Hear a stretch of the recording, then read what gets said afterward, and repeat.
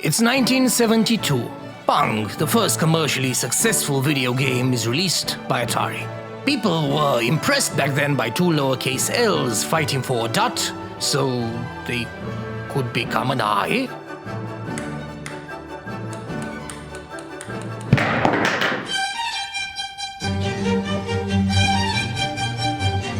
Elsewhere, Joseph L. Mankiewicz, film director, screenwriter, pipe man, and producer, would direct his last film. Most celebrated as a filmmaker, among his works we have A Letter to Three Wives, All About Eve, Suddenly Last Summer, and Cleopatra. The son of Franz Mankiewicz, who emigrated from Hamburg to the United States in 1892.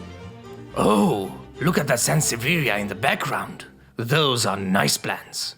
He entered the film industry through his brother, Herman Mankiewicz, perpetual adversary of mammoth filmmaker Orson Welles in the endless debate of who contributed what in the oft-cited best film of all time, Citizen Caine. Having watched most of the films he directed, my favorites would be some of his lesser-known works such as House of Strangers and Five Fingers, but my absolute favorite would be his last film and magnum opus, which we mentioned but haven't named yet, Sleuth. Pitting two great British actors against each other, Laurence Olivier and Michael Caine, into an elaborate coyote and roadrunner game. The movie was written by Anthony Shaffer, after his play, which won a Tony Award for Best Play in 1971. Shaffer, most known as the writer of Wicker Man,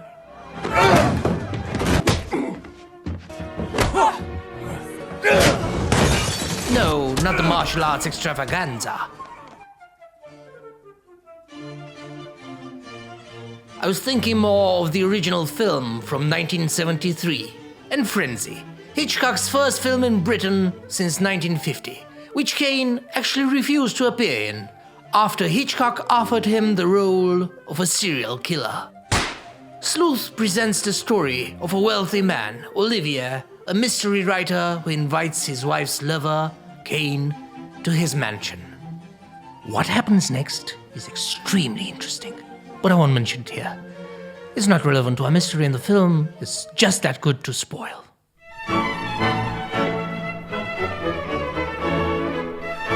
Running for almost 2.5 hours, around the 1 hour mark, separating two dialogue-heavy sections of the film, we have an intermezzo, where we're being presented with a diverse cast of automatons. And we see Olivier's character preparing his dinner. Let me live your spell. Do that voodoo that you do so well. It's at this point in the film that we arrive at the mystery that is central to our video. For you do something to me that nobody else could do. During the 5 minutes devoid of any dialogue, we have Cole Porter keeping us company, one of the most appreciated American songwriters. Not the man himself, but a record playing 3 of his songs on the gramophone, sung by a mysterious gentleman whose identity has yet to be established to wider public more than half a century after the film's release. How could this be such a big unknown? We have a major Hollywood director, 2 British titans of acting, and a screenwriter adapting his award-winning play for the big screen in what would become a major critical success. This is not some obscure low-budget movie, yet here we are. The earliest mention of the mystery I could find goes back to 1998, when Ralph asked a simple question.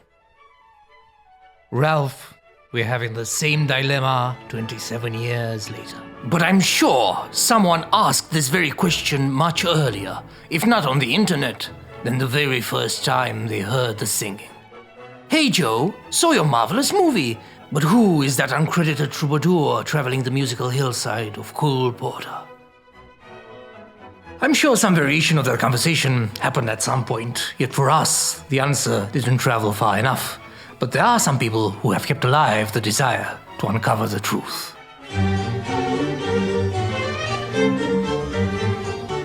Let's start with the credits. Listing all the people that worked on a film didn't yet become the standard at the time. Had the movie been released 10 years later, would they have elaborated more on the identity of the singer, or was there perhaps another reason he was not mentioned? Regardless, the only tidbit we have is by arrangement with Warner Brothers Publishing. Now, let's go over the 3 Cole Porter songs in order of appearance and present a very succinct history of each one.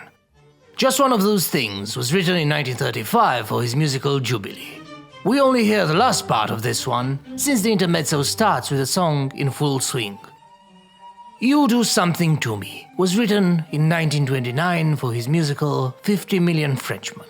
This is the only one that we hear the clearest from start to finish. Anything Goes was written in 1934 for his eponymous musical. This song goes on playing even after the dialogue starts again, but we hear this one almost too in its entirety. At this point, we have 2 possibilities. Is it a vintage recording, or was it recorded especially for the film?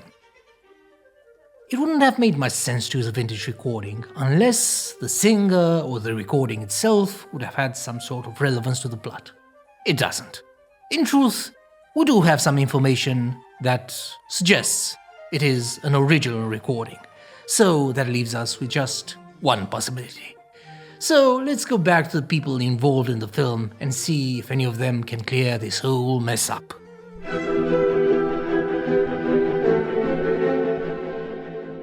Looking at the credits, we have one person responsible for the music department, composer John Addison.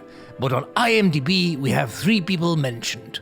Besides Addison, we have Gary Hughes, music arranger, songs uncredited. Eric Tomlinson, music engineer, who worked on Frenzy and whose most well-known film credit would be Star Wars, a few years later. So we have a strong clue that confirms the songs were recorded for the film. Unfortunately, since this film was released almost 53 years ago, it was to be expected that most of the people involved are no longer here with us to help in any way. But this is the perfect time to mention the people who have kept things going over the years. While the question has been posed on different forums, the most comprehensive one is the IMDb version 2 board, where across 20 pages, every facet of the mystery has been examined. A user, in particular, Salzmank, also known as Narkaj, has done a lot of pushing to solve this, and his enthusiasm has been contagious in getting other people involved. A lot of leads have been initiated by him, but there are other actors in the Sleuth song saga that deserve credit. A couple of years ago, a podcast, Understood, obtained a cue sheet from the British Film Institute. While this clearly mentions Gary Hughes as an arranger for the songs, there is, alas, no mention of the singer. The music for Sleuth was recorded at Anvil Studios of Denham in Buckinghamshire in 1972. Eric Tomlinson started working there back in 1966. The original studios were founded by film producer and director Alexander Korda in 1936. They were, however, torn down in 1980. Are there any documents left that might elucidate our dilemma?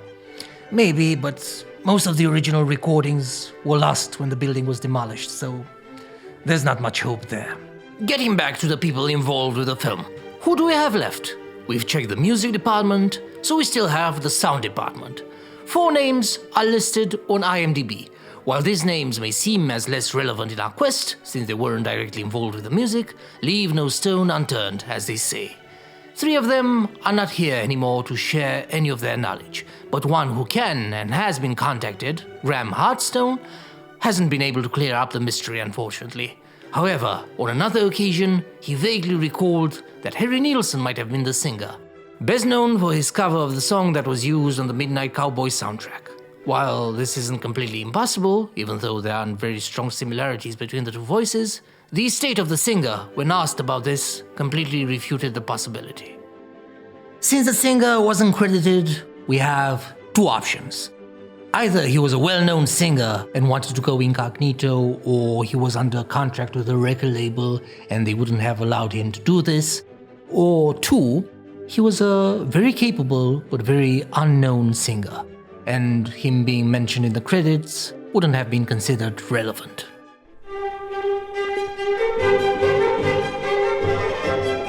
The studio responsible for the film is Palomar Pictures. It belonged to the pharmaceutical firm Bristol Myers Squibb, which is still active today. Palomar, however, is long gone. Why did a pharmaceutical company own a film studio? Is actually a pretty good topic for a video, but a probable reason for its closure was that it didn't prove lucrative enough, at least compared to their main business.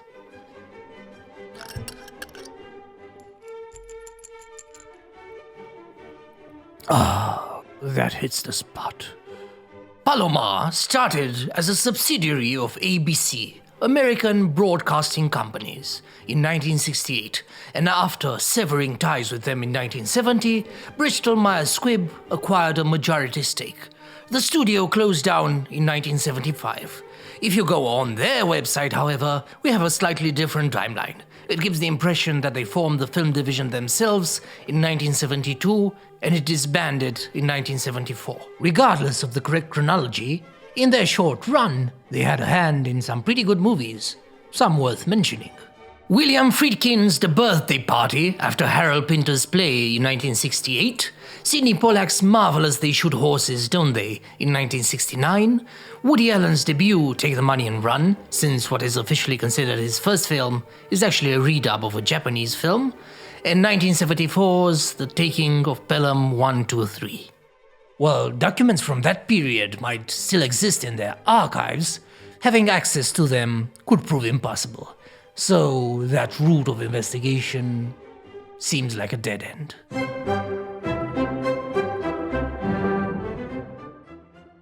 Getting back to the song themselves. As mentioned, they are composed by Cole Porter. Couldn't he have sang them himself? Well, he did sing his songs, but not for the film. He died in 1964, and his voice was nothing like the Sleuth singer. Would either Olivier or Caine been responsible for the singing? That's actually appropriate given the nature of the film. However, neither of them really had the technique to sing that smoothly. Michael Caine sings in the movie The Muppets Christmas Carol from 1992, 20 years after Sleuth. I can't put the audio in this video due to copyright issues, so I'll link it. But it's pretty certain that he doesn't have the vocal technique of the Sleuth singer, regardless of the gap between the films. Here we have Olivier singing in the film The Beggar's Opera. Of all the friends in time of grief, when threatening death looks grimmer. But even in his younger age, it's pretty clear that he wasn't an exceptional singer. And something to consider is that in 1972, Olivier was 65 years old. And I wouldn't expect the singer of Sleuth to be more than 50 years old at the time of the recording, and tend to think he was actually closer to his 30s. Michael Caine has a Twitter account and was asked about this, but has not responded. That doesn't mean we should pester him with a question, since he's 91 years old and retired from acting. He probably doesn't even check his account anymore. Singer and archivist for the Great American Songbook Michael Feinstein was also asked and wasn't able to give any answer. He did post the question on his Facebook page several years ago, but again, no plausible names have been proposed. Various people, agencies, unions, etc. have been contacted, but no leads emerged either. For comprehensive discussion, the forum is the best place to visit. I have browsed several books about Joseph Mankiewicz, but none shed any light on the matter. Anthony Schaeffer's memoir, So What Did You Expect?, also offers no leads to the singer's identity. Biographies of Laurence Olivier, nothing. Biographies of Michael Caine, not a shred of evidence. What names have been proposed so far? I'll refrain from giving samples from each singer since a few seconds wouldn't be that relevant anyway. But you can find them on streaming platforms if you think an extra listen might uncover anything new. Al Bowley? An obvious influence, but not the singer. Fred Astaire? No. Mel Torme? Not his singing style. Don Percival? Who? This is where I got involved in the mystery. I was always interested on who sang the song One More Kiss Dear from the Blade Runner soundtrack. I have another video detailing this in case you are interested, but was he the singer here? There's no proof he was, and to my ears, although there's a 10-year gap between the two recordings, it doesn't sound like the same man. Here are some of the other names. I've added a few of my own in there besides what was already mentioned, but I'm not feeling confident in any of these choices.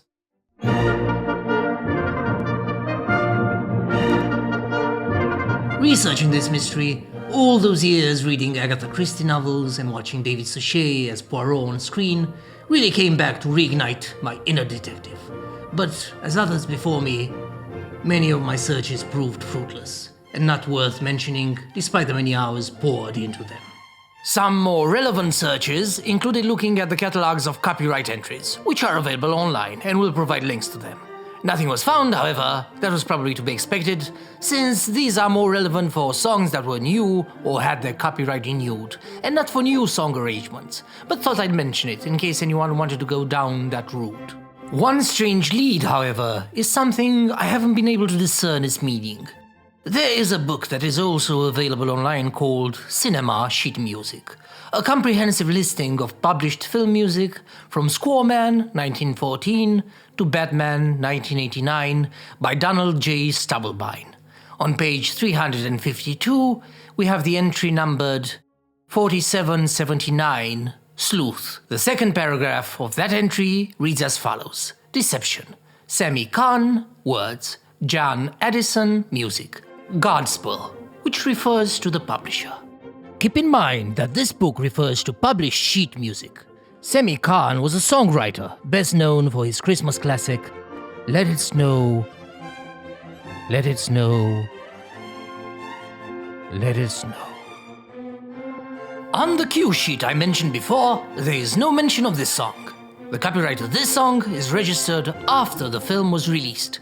Cross-checking with the catalog of copyright entries, the copyright holders are Godspell Music Corporation and Palopic Music Corporation, which is also a subsidiary of the pharmaceutical company that owned Palomar International Pictures. It could be argued that Deception is actually Marguerite's love theme put to words.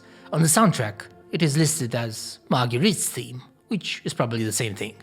It is a musical composition that could work well with lyrics. If we go on Discogs, one of the largest databases for musical recordings, Palopic Music Corporation's one and only published album is the soundtrack to Sleuth. The Godspell Music Corporation released a few records. The only name from this lead is Alan Dale, which doesn't sound like the Sleuth singer.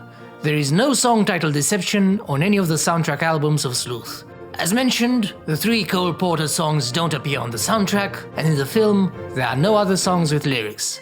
In case you are wondering, could Sammy Caine be the singer?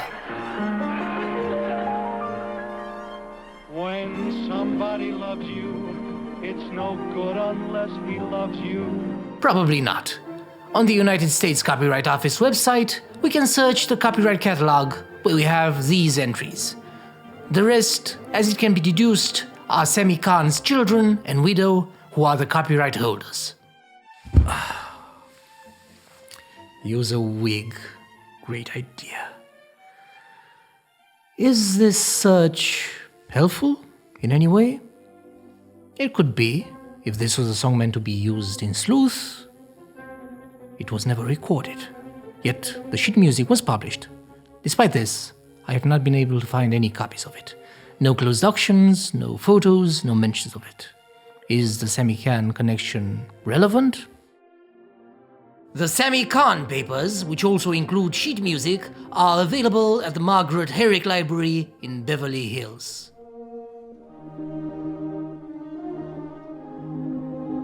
John Addison, the composer, donated his collection of correspondence, scores, studio recordings, and relevant articles to the Film Music Archives at Brigham Young University in Utah in 1994. At some point, the curator was contacted and, intrigued, went through the papers but found nothing. Looking at the collection now, there is a different curator, so this could maybe warrant another try. If you are in Utah, that would be better in person. Joseph Mankiewicz, the director, left his papers to the same Margaret Herrick Library. The collection includes comprehensive production files and scripts for Sleuth, amongst other documents. Contact was attempted and apparently someone did respond, but found nothing regarding the music. Maybe a visit to the archive would shed some light on the matter. So, here we are, more than 50 years after the film's release, and at least 26 years after the question was first posed on the internet. And although a lot of information has been uncovered, we're still not close enough to the truth.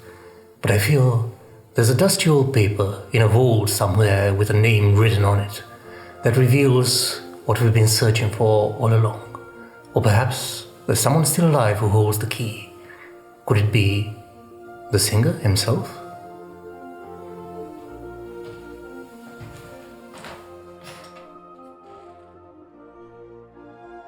You've made it to the end. I presume it was because you liked what you saw, or maybe you hate watching videos?